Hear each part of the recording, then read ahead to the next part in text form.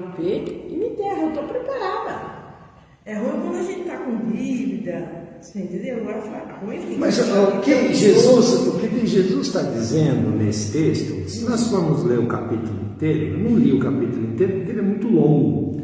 Ele tem, estamos falando de 51 versículos.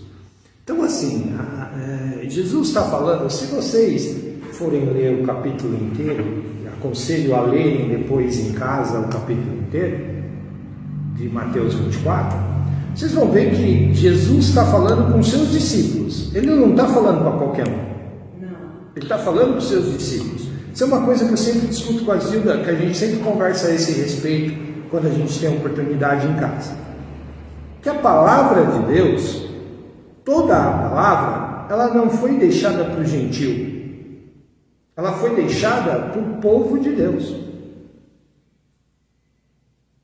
Tudo bem? Tá certo? Ela foi pregada depois para o gentil? Foi. Mas ela foi deixada para o povo de Deus. Tudo bem? Aí Jesus está conversando com os seus discípulos. E eles tinham acabado de sair do templo. E eles estavam falando do templo, olha, o templo é muito bonito e tudo mais e tal, para saber qual era a opinião de Jesus quieto. Até que uma hora eles viram e falaram assim, até que uma hora Jesus, eu fico imaginando Jesus escutando aquela conversa toda, deles admirando o templo e tudo mais, até que chega uma hora que Jesus está falando, vira para eles e fala assim, bom, vocês acham o templo realmente bonito? Não, ele é muito bonito e tal. Vocês sabiam que eu vou destruir tudo isso aqui em 3 dias? Não vai ficar pedra sobre pedra desta construção. O templo que ele estava falando, que ia derrubar em 3 dias, era o próprio corpo dele. Tudo bem? Que ia ser derrubado em 3 dias e que ia ressuscitar. E que o templo não seria mais uma construção de pedra, e sim nós, o corpo deles. Tudo bem? Mas ele vira e fala também da construção, que ele diz, olha, vocês só podem olhar tudo isso aí, não vai ficar pedra sobre pedra. Como foi o que aconteceu quando Tito invade Israel, o imperador romano Tito invade Israel, ele destrói o templo, e ele manda destruir o templo de tal maneira que era para ser destruído até o seu alicerce. Não era para permanecer nada. Tudo bem? Tá certo? Sendo que a única coisa que permaneceu foi o Muro das Lamentações, que vocês já devem, você foi lá, você conhece. Ele não podia ter sido derrubado, porque aquele muro é um muro de arrimo. Não sei se você percebeu, em cima é um barranco, não é? Lá de cima você vê as pessoas lá embaixo, não vê? Ele é um muro de arrimo. Se derrubar aquele muro, desce o barranco inteiro. Então, ele é um muro de arrimo. Por isso que ele permanece lá até hoje. Mas ali tem uma pedra fundamental, que Tito não conseguiu destruir, que o exército de Tito não conseguiu arrancar. Tudo bem? Mas está lá. Tá certo? Mas aconteceu aquilo que Jesus falou. Desse templo que Herodes construiu, grandioso e cheio de coisas e tudo mais e tal. E Herodes fez isso não porque ele queria honrar a Deus. Ele fez isso para acalmar o povo, como um meio de dominação do povo. O povo idolatra tanto o templo, o que eu vou fazer? Eles querem tanto um templo? Para mim não ter muita confusão, para mim não ter muito, para mim agradar esse povo e não ter que ficar tendo luta e muita confusão aqui e gastar muito dinheiro com guerra, o que eu vou fazer? Vou construir o templo, cala a boca deles. Ele literalmente comprou o povo com a construção do templo. E se tem uma coisa que o povo romano fazia naquela época, muito bem, era construtores, eles eram ótimos construtores. Existem estradas romanas daquele tempo até hoje, no mundo todo. Por toda a Europa praticamente. Tá ok? Então assim, Jesus vira e fala para eles, olha, eu vou vai derrubar tudo isso e tal. E Jesus começa a falar. Ele falando da sua morte, e os discípulos não estavam entendendo. E ele falou, só que um dia eu vou voltar. E vou voltar para buscar os meus. E aí ele fala dos sinais. O princípio das dores. Que quando a gente vê terremotos, fome, pestes, como nos dias de... Mas as pessoas queriam começar a ver essas coisas, mas seriam que nem no dia de Noé. O que ele estava querendo dizer com isso? O dia de Noé, as pessoas, Noé pregava, e por causa da grande quantidade de tempo, a gente lê a palavra e acha que Noé demorou alguns meses para construir aquela arca, não é? Não é essa a impressão que dá? Você sabe quanto tempo Noé demorou para construir aquela arca? Sabe quanto tempo? Quem chuta aí? 60 Hã? dias? 40 dias? Imagina, sem instrumento, sem nada, ele fez na raça. Quem chuta mais aí? Não foi 60 dias, não. Acho que foi anos, não? Foi antes? Eu sabia. Antes? Não, mas Anos. É madeira. Anos, Madeira. Já estava falando que ele estava doido, né? Sim, mas foram anos para construir aquilo, né? eu sabia. Mas tinha serra, não tinha? Tinha certo. Tinha energia elétrica para fazer uma serra, só se fosse um serrote. Quando Jesus... era serrote. Acho que sim. Quando Deus chama Noé para que ele construa a arca, Noé tinha 500 anos de idade. Gênesis 5:32. Quando Noé entra na arca, Noé está com 600 anos. Então foi 100 anos. Não, para fazer arca. Imagina tanto que o tamanho que devia ser, porque É para caber muito. aquele monte de bicho lá dentro. Então, muito mais do que essa sala. Ele tinha que cortar a madeira. Não, eu penso que as mulheres, Tudo, né? bastante A coisa. madeira. As mulheres faziam roupa, porque não tinha brinco. Na verdade, tem um erro de cálculo aí, porque a palavra diz que Noé pregou por 120 anos. Então se entende-se que, na verdade, Noé demorou 120 anos para construir e poder entrar na arca. 120 anos. Gênesis 6:13 e Gênesis 9:29. Dá para a gente ver essa passagem de tempo todo. Tá certo? 120 anos. Então, o que Jesus está dizendo, ele falou, por causa disso, as pessoas acabavam não acreditando naquilo que Noé estava pregando. E por causa de que destas coisas estarem acontecendo, eu tenho uma irmã, por exemplo, que me diz assim, olha, não me vem mais com esse papo de Jesus, não, porque desde que eu era criança, eu escuto esse papo de que Jesus está voltando. Ela diz desse jeito. A Gilda conhece a figura, e ela já ouviu falar gente isso. que fala isso. Tem bastante gente. Nem todo mundo gosta de ouvir, não. Ah, espera aí, não vem não, porque eu vou comprar meu carro novo, né, que Jesus espera. Como se isso fosse possível, mas é a mesma coisa que Noé escutava naquele tempo. Chover? Que isso, Noé? Para que você está construindo esse negócio todo, esse trambolho aí? Não, porque vai chover. Ele falou, o que é chuva, Noé? Naquela época não chovia. Naquela época não chovia. Sobre a face da terra caía um orvalho que molhava a terra. Aquela era chuva. E aí as pessoas olhavam e falavam assim, chuva? Que é isso?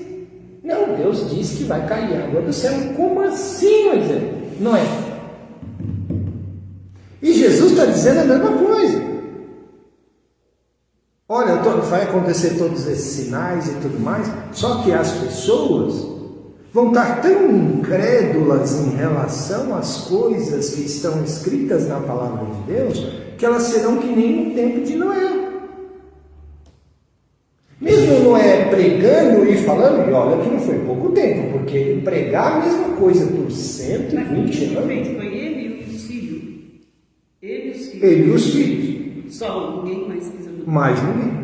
Porque não acreditava. Só que enquanto ele construía a arca, ele também pregava. Porque uma construção daquele tamanho, daquela envergadura, devia atrair muito curioso. Concorda comigo? Mas a gente ia lá apoiar. Sim, só que no que chegava lá para olhar, o que ele fazia? Ele pregava.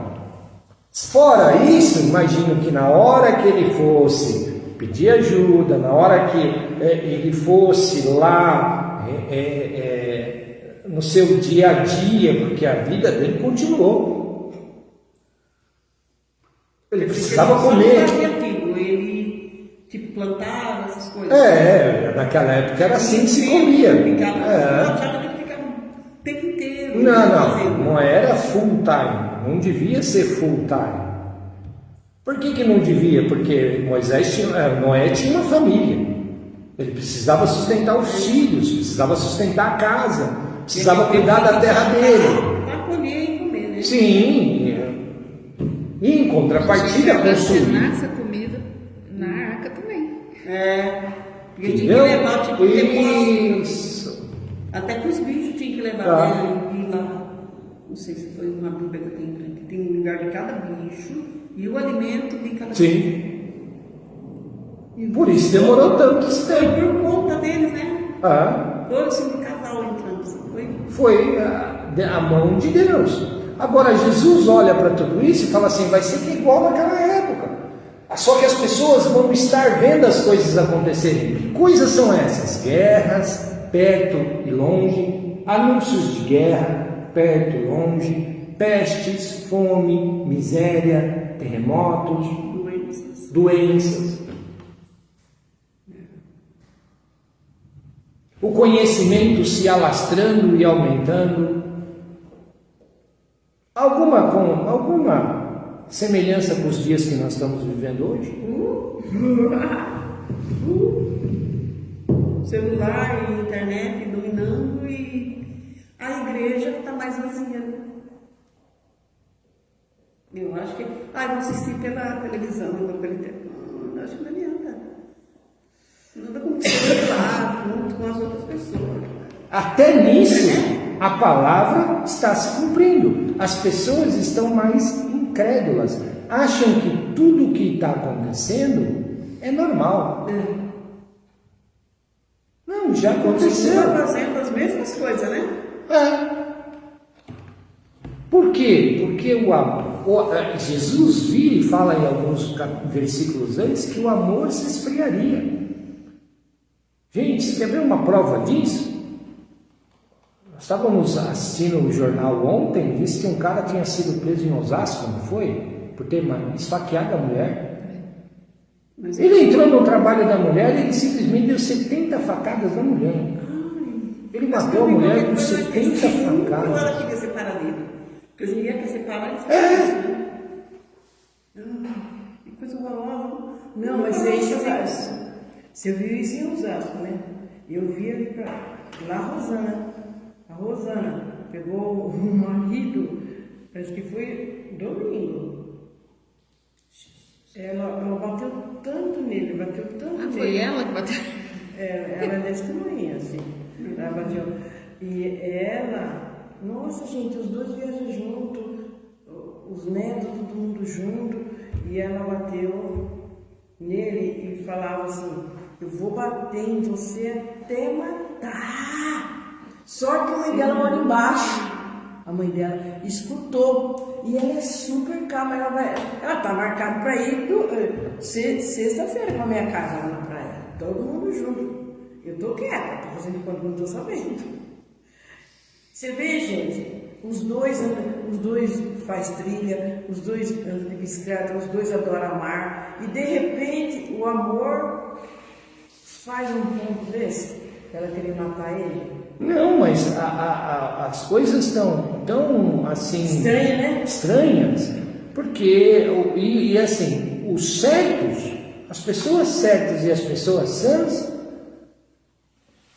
que estão acabando sendo os errados da história. Nós somos os errados da história, porque nós não andamos segundo a maré. Tá certo? Agora, até que ponto, por exemplo, as irmãs acham que isso afeta a igreja? É nesse ponto que eu quero chegar. É porque os dois vão num outro lugar, mas não na igreja. Ela é dos mormons. Eu ia falar dessas igrejas dos mormons, os dois estão lá. Mormons? Eu não sei. Não é de bruxaria. Não. Eles são tipo, Você eles precisa acreditam de- em Deus, em Cristo. E eles são super chiques, você precisa ver as roupas que eles andam. mas Você eu precisa não- de ver a cesta básica que ela dá para o cadeirante que nós auxilia. Ela traz lá da igreja dela. Você precisa de ver os produtos. Tudo Mas de primeira. veja, isso, Epa, cadê um deslize desse? isso vai afetar a igreja? Por exemplo, eu falei para as irmãs, o que é estar preparado? Estar preparado é aquilo que Jesus disse. Eu sou o caminho, a verdade e a vida. Ninguém vem ao Pai senão por mim. Então, se o arrebatamento vai acontecer e é o meio que Jesus tem de nos levar ao Pai, é um dos meios, sem passar pela morte, Arlete. Eu tô que nem minha tia. Eu tinha uma tia Adrianinha, virava e falava assim para mim. Ela virava e falava assim, eu falei, tia, como é que você tá? Falei, orando a Deus. Para quê? Deus deixa eu subir com a turma. Ela orava dessa forma, era ou não era?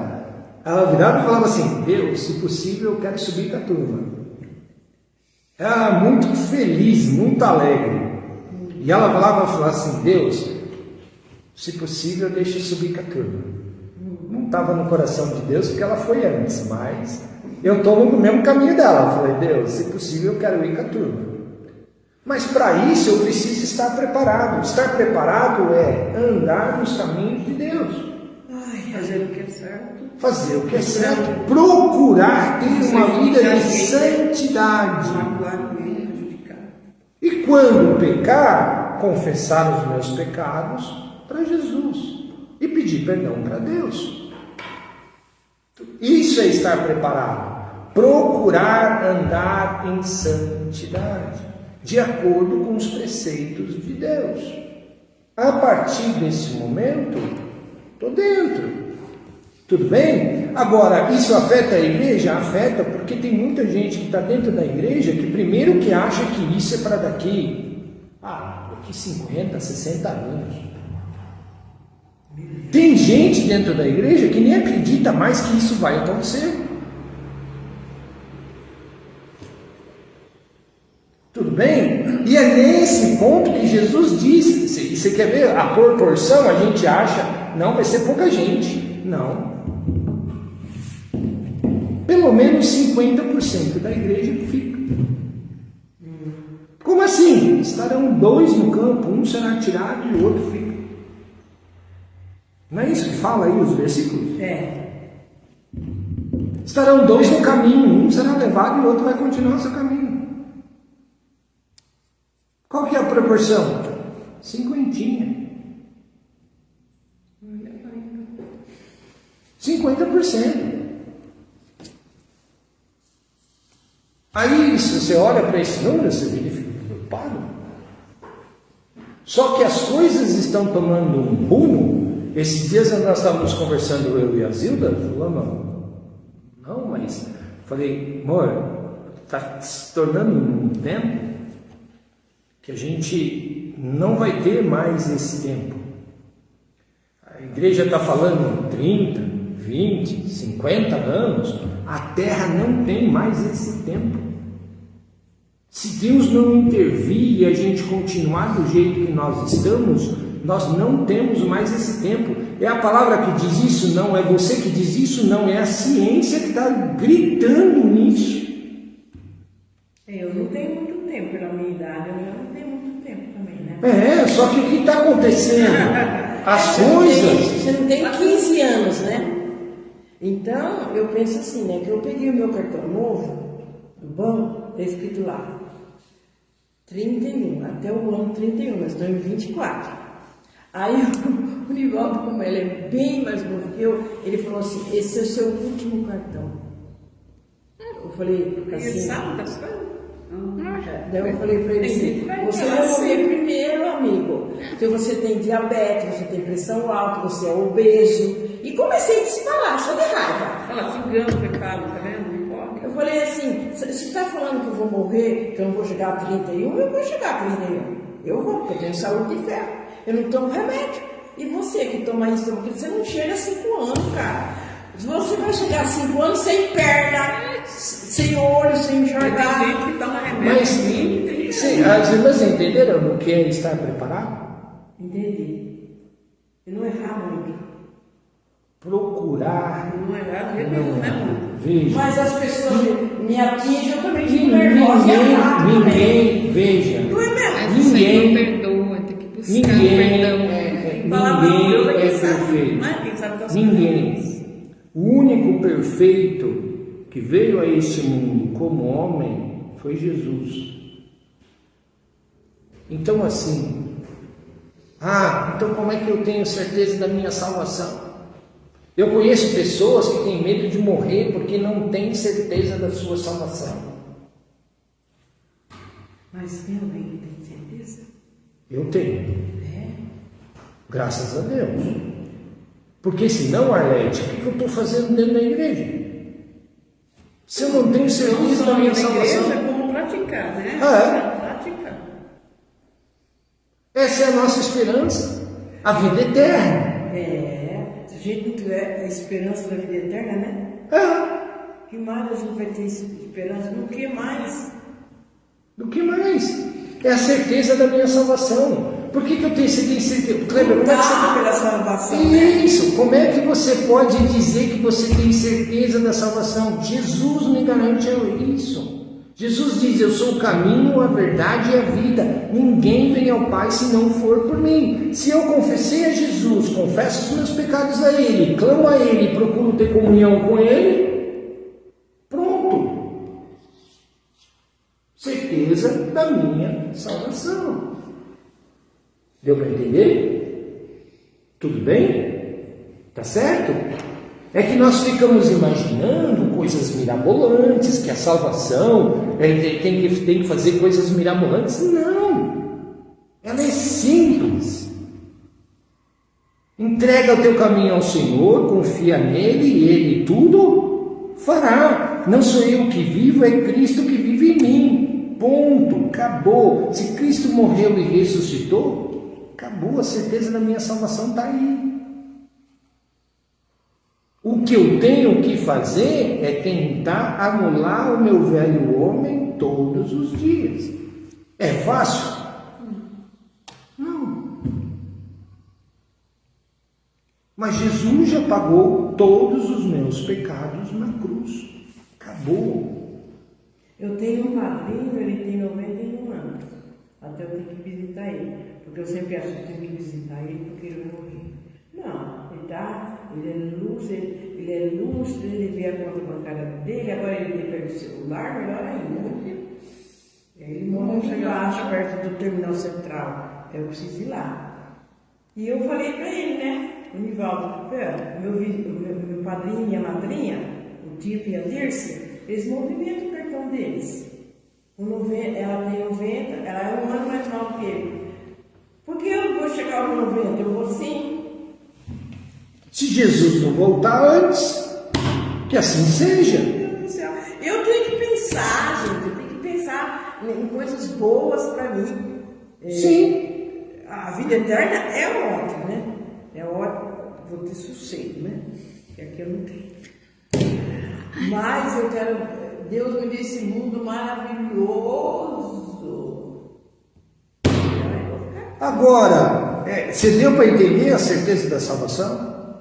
Porque assim, se eu estou dentro da igreja e não tenho certeza da minha salvação, eu preciso rever os meus conceitos.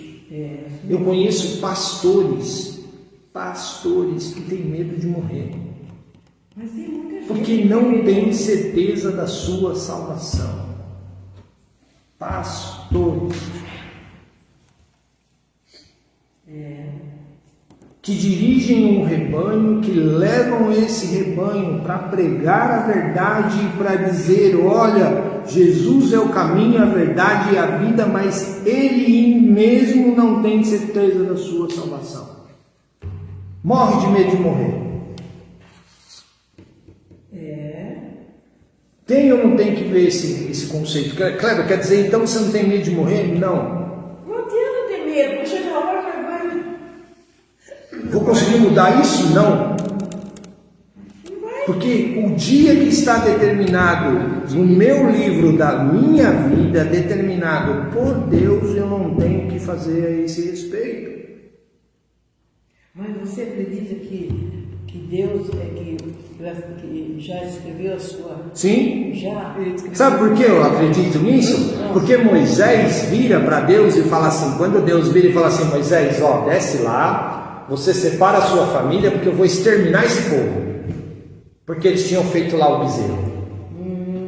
E eu também, olha, os que ficarem, se ficar alguns, eu vou simplesmente, você leva o povo embora e tudo mais, leva para onde você quiser, porque eu estou abrindo mão desse povo. Aí ele vira para Moisés e diz assim, Moisés vira para Deus e fala assim: se você não for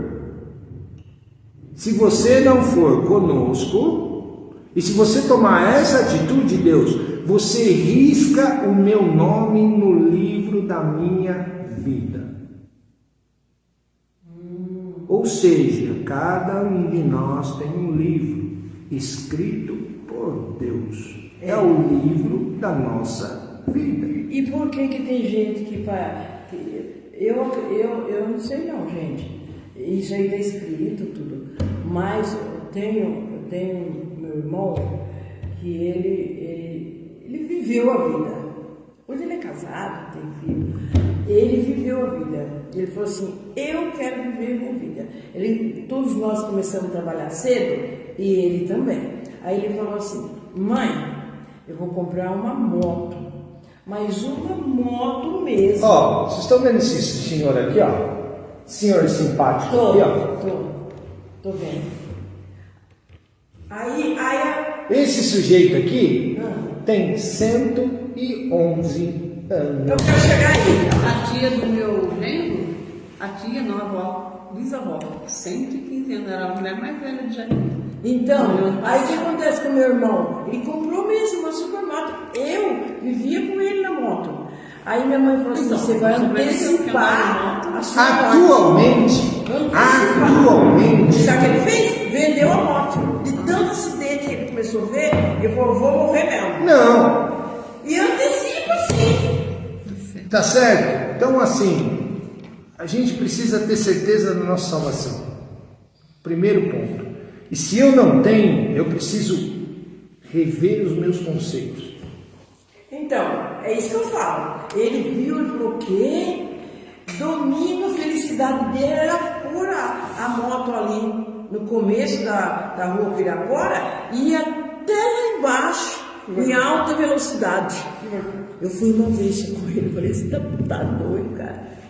Não é antecipar a morte? A partir do momento que eu faço as coisas que eu tenho que fazer, que eu procuro comunhão e vida com Deus, que eu procuro estar diante de Deus, eu posso ter certeza da minha salvação. É verdade. Tudo bem? É verdade. Tá certo? Certíssimo. Então estejamos preparados, porque o relógio está fazendo tic-tac. Ontem nós estávamos conversando, ele não faz tac-tic. Não foi assim? É tic-tac, tic-tac. É tic-tac. E é mesmo. Você sabe por que ele faz tic-tac? Porque ele não anda para trás. As coisas velhas já passaram. eis que tudo se faz novo. Bem?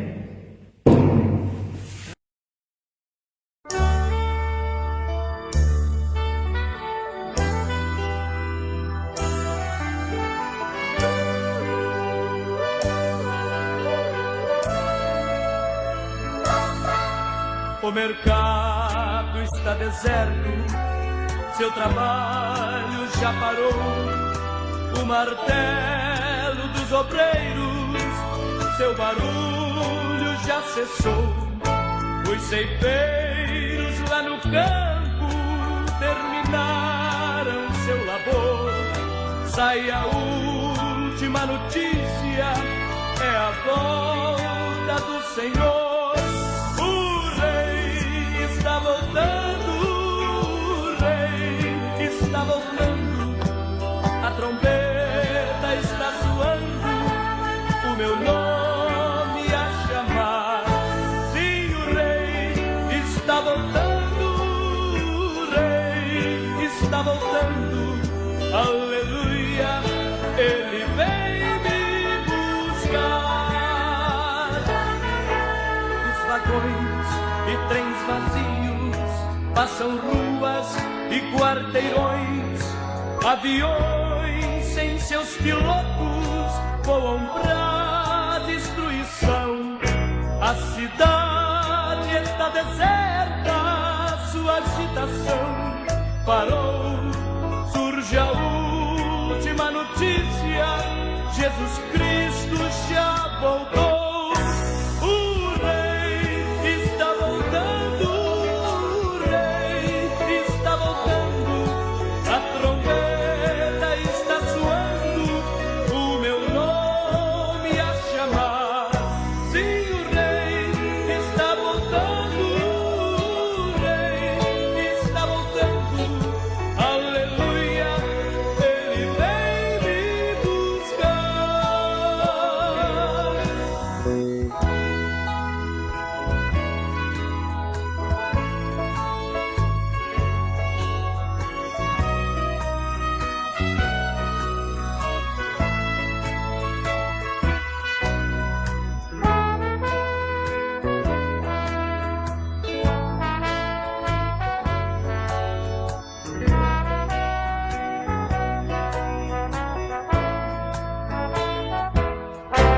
Vejo a multidão subindo, ouço o coro celestial, todo o céu está se abrindo, num bem-vindo sem igual. Como o som de muitas águas, nós ouvimos entoar aleluias ao Cordeiro, nós chegamos.